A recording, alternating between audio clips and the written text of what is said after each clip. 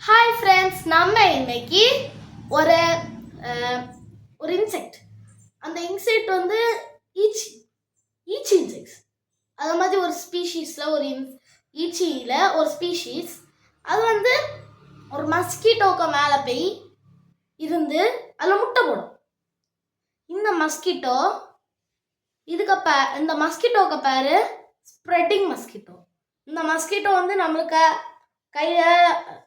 கையில் வந்து பிளட் எடுக்க வரோம், ஆனால் பிளட் எடுக்காது.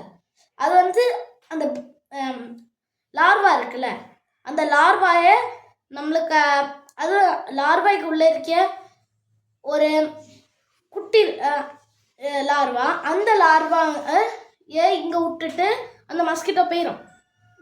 இந்த லார்வா இப்படி போய் இந்த கைக்குள்ள ஒரு வாட்டை போட்டு அப்படியே உள்ளே போய் இருக்கும்.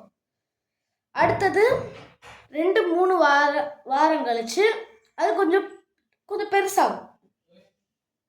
அதுக்கு அடுத்தது நீங்கள் வந்து லிக்யூட் இது டாக்டர்கிட்ட போய் பார்த்தா டாக்டர் வந்து ஒரு லிக்யூட் மாதிரி ஒரு மெடிசின் போடுவாங்க.